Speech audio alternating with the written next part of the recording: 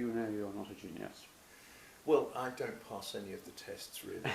I haven't written enough because I've always divided my energies. Yes. And the work that I have written has been in one specialist area.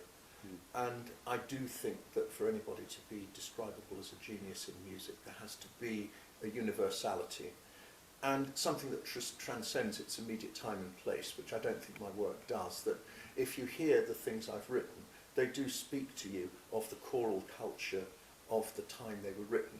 Like the little Christmas carols from the 1960s are absolutely of the 1960s, of the light music climate of that day. But you have to go much, much further than that, and you have to have, I think, a substantial body of work in a number of different genres. I really don't.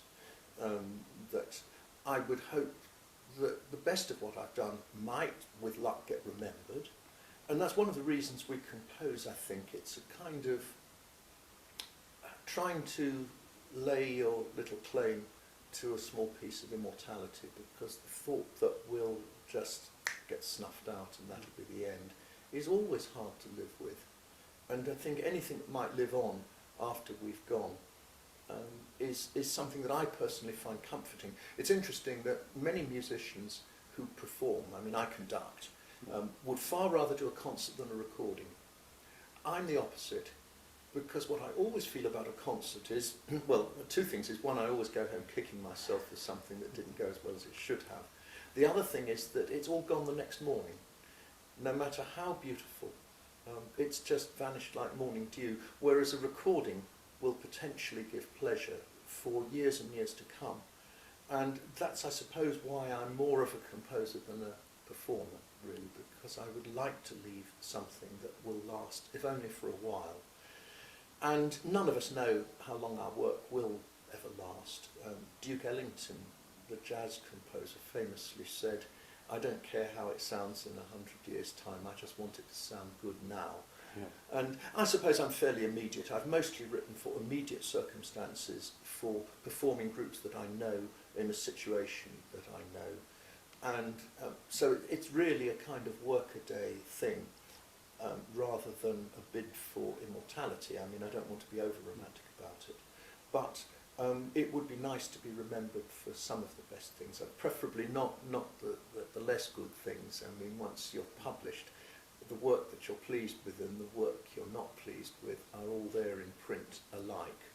And that can be a bit embarrassing, because there are certainly pieces that, looking back on, I thought, oh my goodness, did I ever write that? I'm not going to tell you which. Tell me which you're most pleased with. What? Oh, it's always the next piece. And that's not a diplomatic answer, that really is true. I suppose most composers would say the pieces we're most pleased with are the ones where we discover we can do something we didn't know we could do before, where we make some sort of a technical breakthrough, but there's no reason that would be of any interest to the public. For example, back in 1974, I think it was, I wrote a children's opera on the theme of Guy Fawkes and the Gunpowder Plot. It was called Bang. Now, I'd never written for the stage before, and I didn't know if I could do it. And it wasn't until I actually saw and heard the thing happening on a real stage that I thought, gosh, I've written this, it works.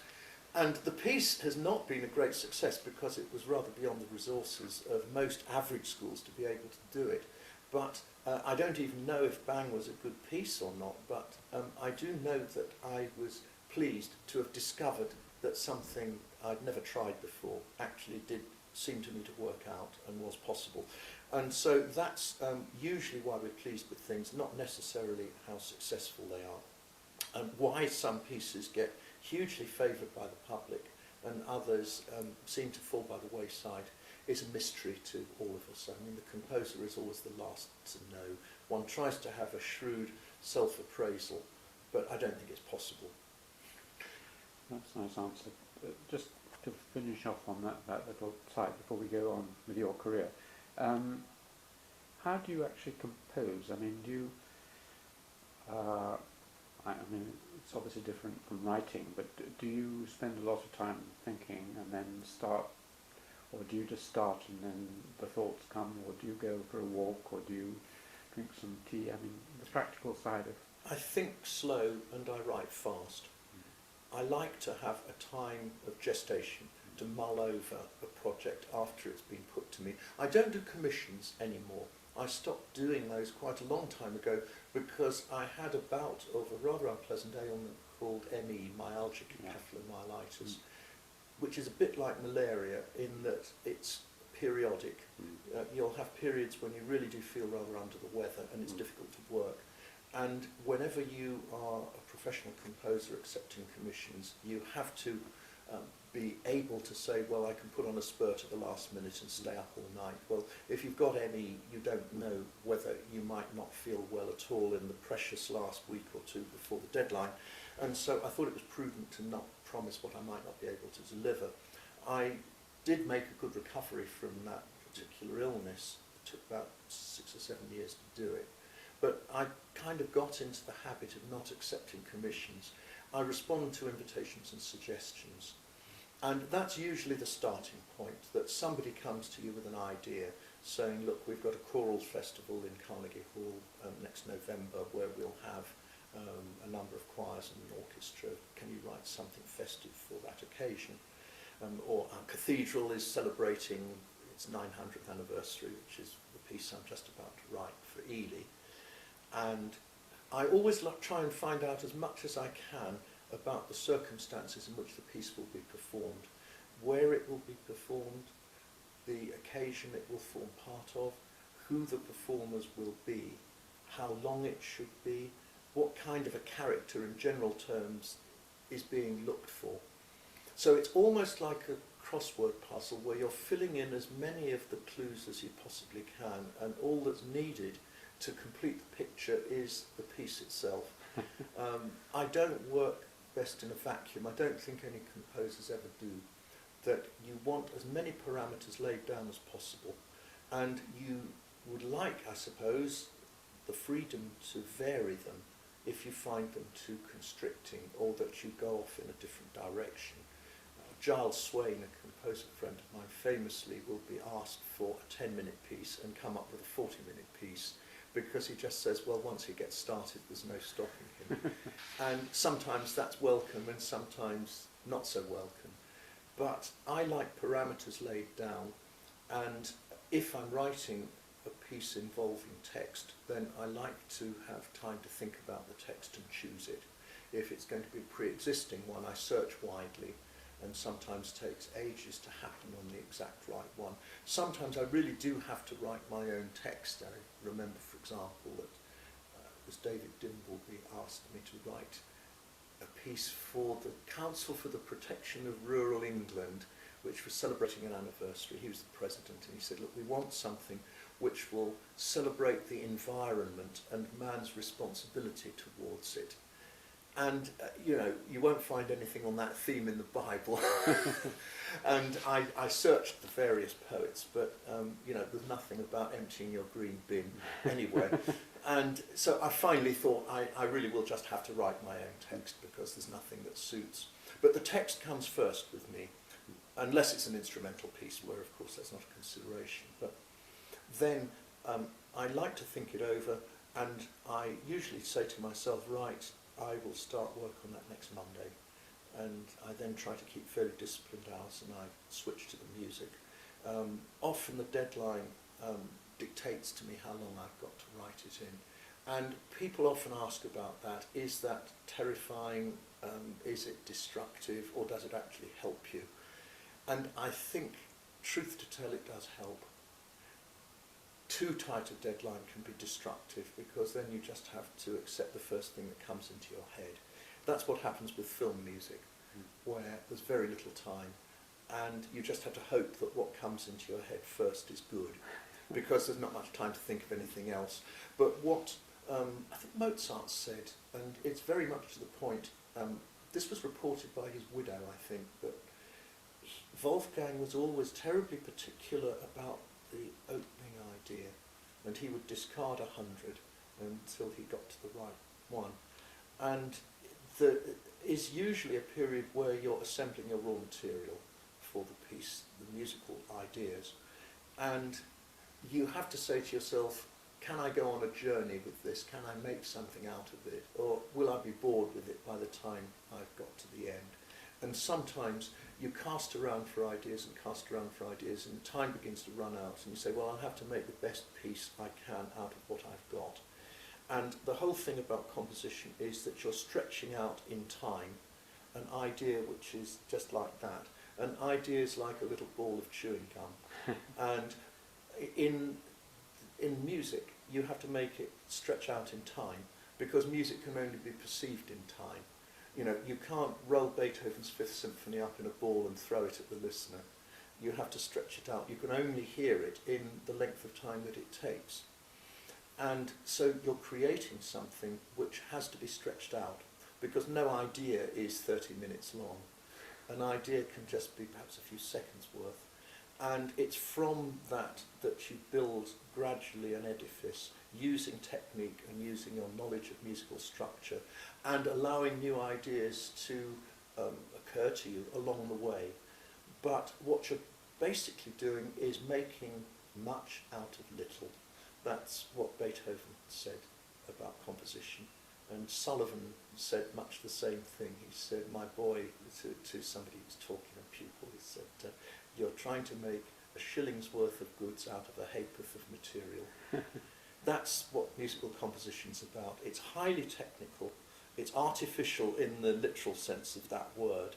It's not a natural process, but it does start with an idea, and that can come to you any time or any place, and it will often be inspired by a text.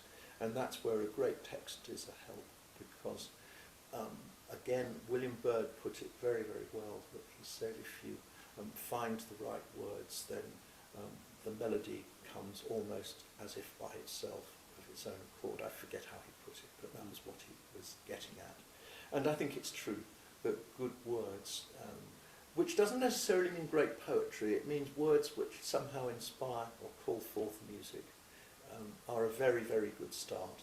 Maybe that's why when you mentioned Sullivan, I'm just going to Irelanthi shortly. Yes. And maybe the combination of those two, Gilbert and Sullivan. They sparked, neither achieved anything like as much on their own, but they needed each other and resented it. I think it's interesting that it was a slightly reluctant partnership, certainly towards the end, but they both could fly higher with the other. And that's one of those things. Partnerships, words and music partnerships, are famously difficult. It's best if the two don't really get too close, because if they do, then each tends to resent the other's share in the success that they've jointly had, and perhaps that's human nature. I've never had a words person with whom I've had a sustained partnership. I wish I did, because it would be lovely to just have a tame wordsmith in the cupboard, as it were, that I could pull out whenever I need a text, but I have to find my own. Lovely. And just the last question on composition, how much rewriting do you do? I mean, a writer like myself, I do go through about 6 drafts of a normal book. Do you write and rewrite and rewrite? Oh yes, as I go along. Once I've completed a piece, I tend to leave it alone. But what I generally do, I must admit, is not publish until after the first performance, because occasionally there have been changes I wanted to make, shortening something or recasting something a little, or possibly technical issues if I think I could thin down the orchestration at that point, whatever it may be. But I like to keep that option open. Though once a piece is in print, I suppose you could go back to them and tinker with them. William Walton famously did that a lot, but I must admit I don't. However, while I'm in the process of writing, if I look at my sketches afterwards, I realise I've often come a very long way from my first germ of an idea to what I've ended up with. That you rather rarely hit on the idea you want immediately, or even the way of spinning it out immediately. You kind of get not the idea, but it's second cousin twice removed, and you have to work your way around the family tree till you find what you're looking for. And that's interesting. We can see the process in Beethoven's sketchbooks, that his first ideas for the Eroica Symphony are terribly banal, and repetitive and dull. And you think, oh my goodness, he was right to not use that. If he'd taken First Thoughts, we'd have had a dud symphony, and of course we got a magnificent one because he said, no, not good enough, not right yet, not right yet. And you have to constantly monitor what you're doing, constant revision, quality control, try another way. If a problem won't solve compositionally, there's two things that I do. One is to take a short nap. Now the brain works in mysterious ways. I thought I was the only composer who did it, but I was very relieved to find in Leonard Bernstein's memoirs that he would do the same, stretch out on the floor and go into a sort of half-waking, half-sleeping state for 20 minutes. If you do it for too long, you then fall asleep, and that's not quite it. But just a little cat nap and going back to the problem, I sometimes find it's resolved itself, and so that's something I shamelessly do because I find it useful. The other thing that I sometimes say, and again any composer would tell you the same, I'm sure, is look, if this problem isn't solving, it's probably because it won't solve, and so just try going around a different way. Do you walk at all? I do. I can take quite pleasant strolls in the vicinity of my cottage, and that's usually where ideas kind of settle down. It's similar to the cat nap, really, that you just switch off for a short while and let the brain do its work at a level you can't control. There's so much you can't control about composition that you have to just accept that and say, well, okay, today may be a day where nothing comes, or I'll have a lovely walk and I'll have my little 10-minute nap, and still at the end of the day I'll have hardly anything usable. And then another day you'll get perhaps a fruitful day. All writers, I think, experience that. And I suppose one of the reasons we're neurotic, or can be neurotic, is that we're trying to control the flow of a tap where really we can't switch it on and off, but we would like to be able to. Stravinsky was asked, when do you get your ideas, Mr. Stravinsky? And he said, when I'm working. You know, so the best you can do is create the framework, the circumstances where you hope the ideas will flow, and then it's all technique beyond that. Lovely, very nice. We may come back to these things, but we've only got to Clare, your undergraduate degree in Clare College. Is there anything you'd like to say about those 3 years at Clare? Well, it was more than 3 years because I did my BA in music and then did a Mus.B the year after that, which is a fourth year thing that you can do, where I specialised in composition and in paleography and criticism, which I very much enjoyed actually. And then I began a PhD which I never finished. It petered out, and I'm not terribly ashamed of that. I occasionally wake up in the middle of the night thinking, oh golly, I never finished my PhD. But what really happened was that composition claimed me. I described the Clare years as happy and fruitful. I was in an environment where people left me alone for large stretches of time to just get on with what I wanted to do. That somehow at school, although it was strongly musical, quite a lot of my time was taken up with things like sport that I really didn't enjoy, or subjects where I really didn't have the aptitude. And finally, I was let loose in music and allowed to just have the run of the wonderful university library. Oh my goodness. Only really in those days 1 weekly supervision, would you believe? I mean, it was, I'm sure it's much more organised now, well I know it is, but I was left to my own devices, which was fine because I suppose I was a self-starter, that I just knew I wanted to immerse myself in music and the opportunities it offered. I did a bit of conducting in college, encouraged by my Director of Studies, Nicholas Temperley, who said, look, you really need some conducting experience, why not put on a college concert? Which I did, and was the start, really, of my publishing career, because it was at the end of the Michaelmas term. I thought it would be nice to have 1 or 2 carols in it to finish with. And I had a chamber orchestra and a choir, and I thought, well, there isn't really much material of that kind for chamber choir plus orchestra. And so I thought I'd write some. And Well, it went on from there. David Wilcox heard about this and asked to see the manuscripts. Said, would I like those to be published? He was, and to this day still is, an advisory editor for Oxford University Press, music department. And he took my manuscripts down to the then senior editor, Christopher Morris. This would have been in my third year. And I got an offer of publication by return of post. So it was a flying start, really.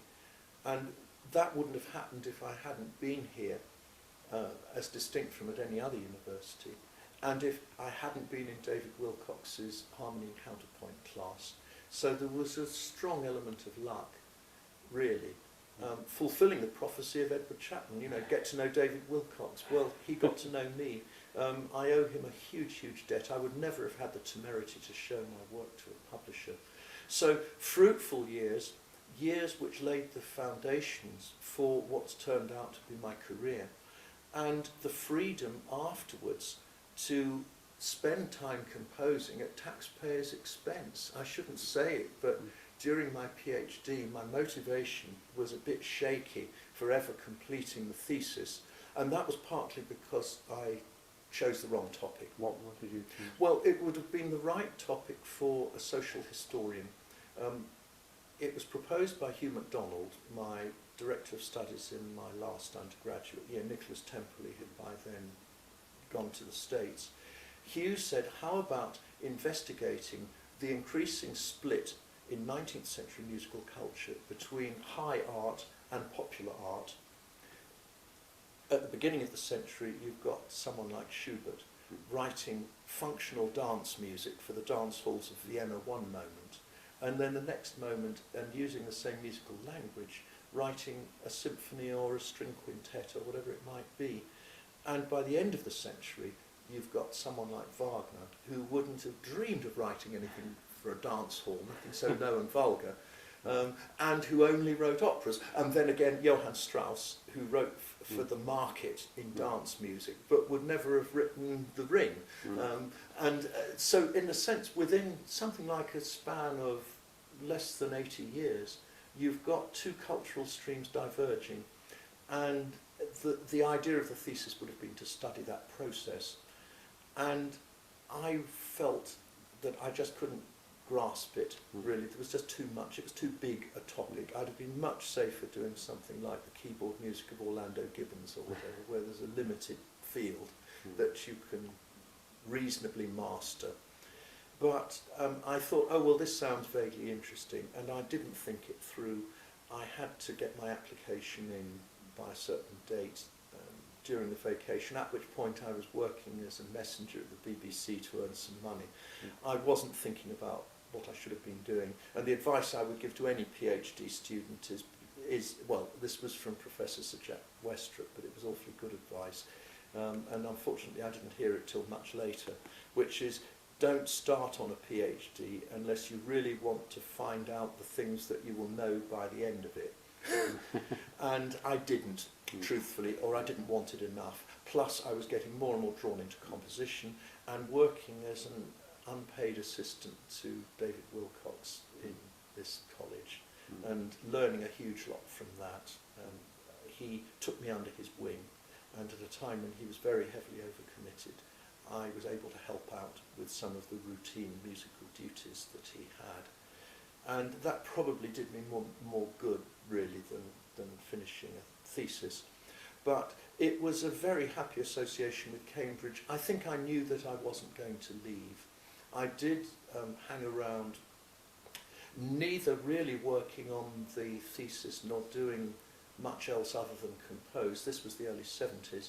And then, very much to my surprise, Clare College invited me to become director of music, because the music fellow Peter Dennison, who had been there in the early 70s when the college became mixed and the chapel choir transformed by having women in for the first time, he professionalised the choir and said, well, rather than have the organ scholar do it, I think I should conduct and give it seniority and continuity and so forth. He then went back to Australia, which was his home, in 1975, and there was a vacancy because the then master of Clare said, well, it's a shame, it's been an exciting time, we've enjoyed the gains that have been made by having, for the first time, a distinguished choir in our own college, and would you like to take it over so that these gains aren't lost?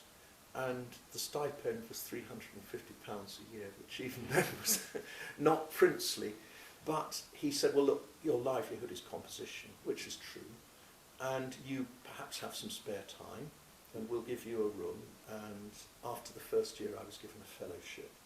It was an immensely happy time, and I had been supervising quite a bit, not just for Clare but for other colleges too, and had enjoyed that teaching role. I mean, it was probably the blind leading the blind, really. No one ever complained, but I don't know how effective a supervisor I was. I was certainly an inexperienced one, but I did that almost from when I graduated and continued to until I resigned the directorship of music. I took it on in '75 at an exciting time when there was, in a way, a message to get across to the musical world, which is that there's no reason that adult women can't sing the sort of music that was written for boy sopranos and was associated with boy sopranos, and they won't sound the same, but they'll be just as valid.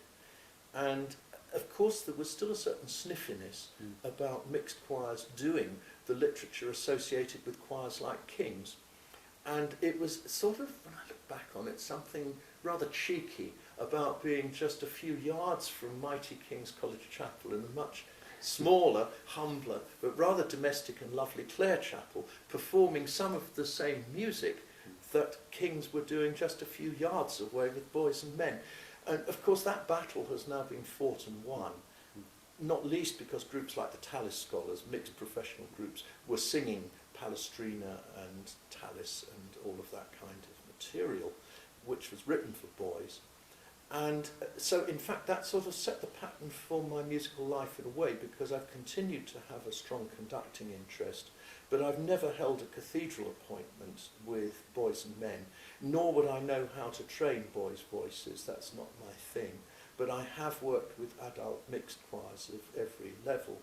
You formed a choir yourself, didn't you? I did, yes. After my 4 years of directorship at Clare, which were happy, but I knew I couldn't keep it going forever, that as the choir grew and my duties grew, so composition was starting to get squeezed, and I thought, well, there's got to be a parting of the ways.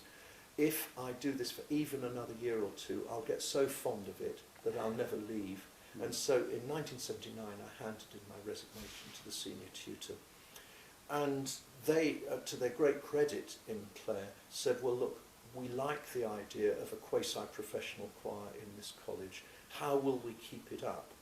And I said, quite honestly, you need to create the post of Director of Music, which will be fully stipendiary, preferably somebody who's not also got a faculty post, so their efforts won't be divided.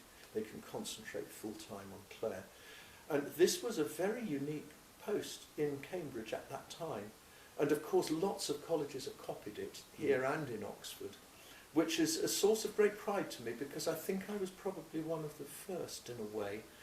And I left and formed the Cambridge Singers because I really didn't know until I had given it up quite how much I would miss having a choir of my own to work with. What happened was I was asked to do a Christmas television special from Salisbury Cathedral, and the director assumed that I was still in charge of Clare Choir and would bring them along, and that they would form part of the television programme. And I said, well, look, I'm sorry, I actually resigned that 2 years ago. He hadn't caught up. And he said, well, can you bring a choir anyway? Because yes, we'll have the Salisbury Cathedral Choir, but I would like one of your mixed choir sound sort of things. And so I got on to one of the tenors in Clare Choir from my period, a young chap called Harvey Bruff, and said, Harvey, do you think you can get together 24 of the best singers from Clare Choir of our era? And he said, sure, I'll do that for you. And so he delivered 24 familiar faces in Salisbury. We made the television programme, and the producer said at the end of it, well, what's their name? And I thought, well, we need to give them a name. And so I said, how about the Cambridge Singers? Because we were all ex-Cambridge. And that was really the birth of the choir that I've worked with ever since. The personnel, of course, has changed over the years, but I made a decision it would be a choir dedicated to recording. I thought once I get into the world of concert performance and tours and recitals, I'll never get any composition done. And if it has to be a choice, for the reasons I've explained earlier, I would always pick recordings over live events. And so that's what we've done. We've made an average of about 2 or 3 recordings a year for 25 years now. And it's been a source of great pleasure in my life. As we speak today, I've just come away from editing our most recent recording, which I made earlier this month, with a new generation of Cambridge singers, young professional singers who've mostly been through the Oxbridge Chapel Choir mill and understand the style and the parameters and what's needed. And it's just something that I so much enjoy. And I don't have the ongoing responsibility of a day-by-day choir, which I don't think I'd have the patience to deal with. But I can't imagine a life without musical performance, that just composition for me would be terribly lonely and sterile. I'm quite sociable, and composition is necessarily solitary. And of course, you only get to be with other musicians when you're making music. It's a form of social intercourse. It's a form, it's like a party, really. You know, just a chance to be with others and to interact with others. I love it. And it's something that nobody's stopped me doing. I've never sought conducting work, but I do quite a bit of guest conducting around the world. And here I've got the Cambridge Singers. Now and again when we make a recording. It's a part of my life. Very 18th century, really, that the division between composer and performer only came about in the 19th century. Handel wrote an oratorio and he would play the organ part himself. You know, Mozart would direct his own operas. And somehow the idea that the composer stood apart and aloof in their study and took no hand in performance, and likewise conductors came to be individuals of the podium who didn't compose. They specialised. That was a much later invention, and I think, have been happier if I'd been born in another period, back in the 17th or 18th century, where you could do both. Lovely. You also were and are a publisher, aren't you? Did you set up a sort of small publishing, musical publishing? Yes, I have. I've started a record label and a small sheet music publishing sideline. All of that's really come about because of the computer revolution. In the 1980s, you could first get home computers which would do things for you. And in the 90s, along came computer software which enabled one to, in effect, print music, to do music typesetting to a professional standard. And I thought, well, here is an opportunity to put forth. I didn't use it for my own music because, of course, I'm published by Oxford University Press, but one of the nice things you can do thanks to this technology is to print music anywhere in the world. You can send it by email and then find a local printer who will simply print it wherever. And pieces which I had recorded with the Cambridge Singers could be put in print for the first time. I mean, I would sometimes delve into quite obscure corners of the historic repertoire, and I'd get letters from all over the world with people saying, oh, that lovely piece you recorded on such and such an album, where can I get that in print? And the answer was very often that, well, you can't. What I did was specially prepare an edition for the recording, which is in manuscript, and here's a single copy. Okay, you can Xerox it for your own choir. And I thought, well, now that computer typesetting is here, I can do the thing properly. And so I started Collegium Music Publications. It's never really made me any money, but it's been a service to the musical community, I hope. And it's given me a bit of satisfaction in being able to share. It's a similar pleasure to being an anthologist, where you can put your favourites in, that if there's a piece I like, I can record it and then put it into print if there isn't a good edition already. And so that's been a small sideline. A much bigger sideline has been the record label. Because again, computer technology has made it possible to edit recordings at home. which is something that you absolutely couldn't do until the later 1980s. And digital technology, again, has really been what's made that possible. Digital recording came in 1981 or thereabouts, and CDs in 1983. And it was a good time to start your own record label, because as you were able to do more things in-house, including even, of course, things like CD booklet design is something you can now do perfectly easily, knock out a design on a home computer. You can be a record company with much slenderer resources than ever was possible in the old days. And I never particularly meant to start a record label, but I was engaged to make a recording, a very early Cambridge Singers recording for an American label, and the contract looked bad once I was sent it, that I was never going to recoup the costs of doing it. And so Joanne and I, my wife, went out for dinner with an A4 notepad and said, well, what are we going to do about this? And one of us said, and I honestly don't remember which of us it was, why don't we start a record label? And so the next thing was, well, let's think of a name. And we wrote down a list of about 25 of them and showed them round all the Cambridge record shops the next morning and said, what do you think is the best name for a record company specialising in choral music? And one and all they said Collegium. That was the one they singled out. We were very nearly Triad Records. That was the second choice. But a triad doesn't just mean a three-note musical chord. It unfortunately also means a Chinese criminal gang. And so Triad Records we weren't. But it began with just one release, and it grew really just step by step. The proceeds from the last recording financed the next one. The sheet music publishing came along much later.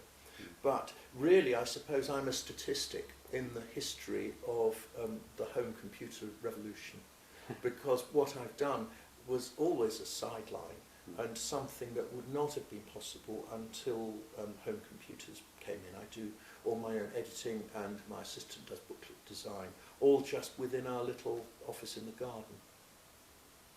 Lovely. I've just got two more questions, if you could face that. One was, when you described David Wilcox taking your compositions to OUP, I think that's a slightly separate story from a very important one, where David asked you to be the co-editor of the Oxford Book of Carols, or whatever it was. The second volume of Carols for Choirs 2. Yep. Well, that was a remarkable thing, really. Carols for Choirs 1 was produced in 1960, published in 61. David co-edited it with Reginald Jakes, who was the conductor of the Bach choir. David succeeded him. Now, Carols for Choirs 1, the Green Book, did extraordinarily well in publishing terms, and as years went by, it became apparent to Oxford University Press that there would be a hungry market for a second volume. And it was in 1968, I think, that by then David had written a number of fine new Christmas carol arrangements. I had come on the scene with my first publications in that genre, and I think David had a discussion with them saying, well, look, you know, yes, I'll do a Vol 2 for you, but I don't think realistically I can do it on my own. I'm going to need some help. And I think what happened was that they said, well, have you got any suggestion? And he said, well, John Rutter's a young fellow who's around and on the scene and has been helping me out with one thing and another.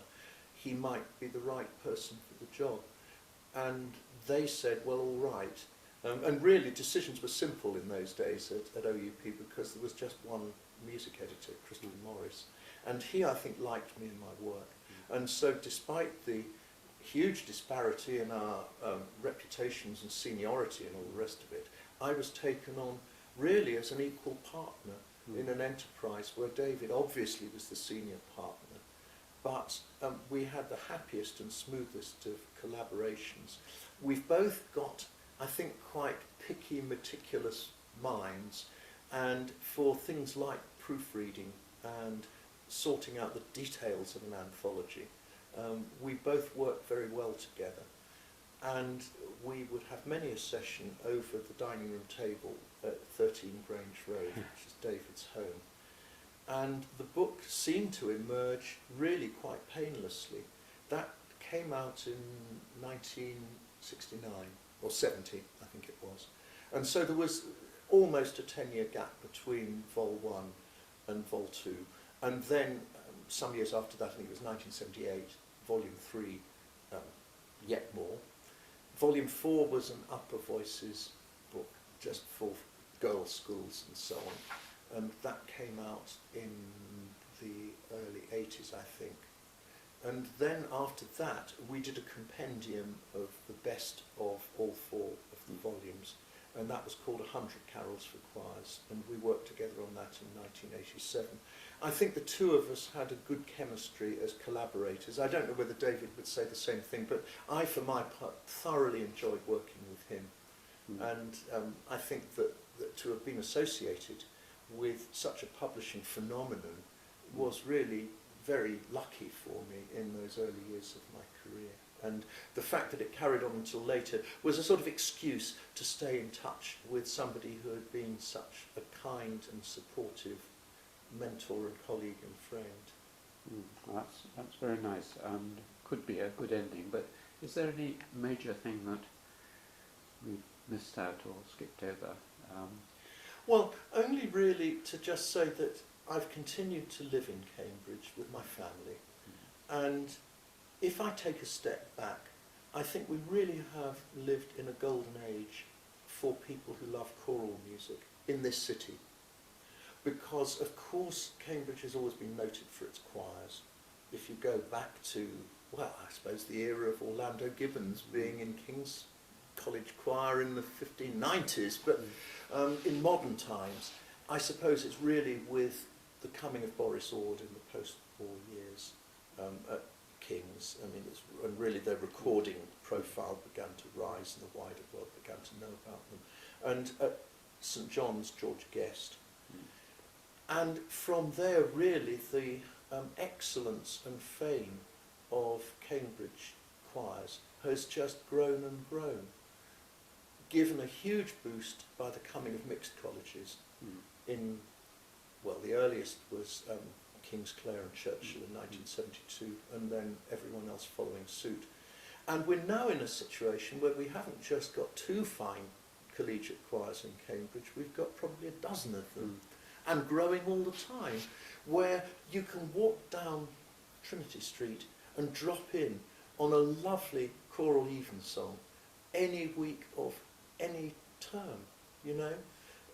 There's just an extraordinary cornucopia. I mean, I don't believe that there's another city in the world like it. Even Oxford. Even Oxford, they're catching up. I would say that, of course. But for devotees of choral music, this is just the place to live. It's absolutely extraordinary. There are probably more gifted choir directors per square half mile in this city than anywhere else in the world. It's not that there aren't excellent choirs everywhere else, of course there are, but just not so many in one place. And when people are questioning the extracurricular activities of universities, and if anything, budgets are being cut for this, that and the other, it's extraordinary that this wonderful flowering of something that no college has to do is just taking place and is growing the whole time, flying in the face of a quite depressing national trend for choral singing to be struggling. Not everywhere, but choral societies around the country are ageing and shrinking. Again, not everywhere, but many of them are. State schools largely gave up on any form of single or group singing. You know, there are no real school choirs in many state schools. It's the independent sector that keeps it alive. Church choirs are becoming extinct in many places, and so you can no longer count on hearing a half-decent choir in your... Some still have good choirs, but many don't. But in Cambridge, we're absolutely spoilt for choice. And it's just something rather lovely that this university has nurtured, and it doesn't have to, but it can, and it's chosen to. I'm immensely proud of my university for having played host to such an extraordinary flowering of something I think rather wonderful and unique. And that's really, for me, the Cambridge that I shall remember if I ever move away, more than any of the other wonderful things about it. And of course, anybody you talk to would have their own special memories in so many different areas of endeavour. That's, I suppose, what a university should be. It was a lovely evening. Thank you very much indeed, John.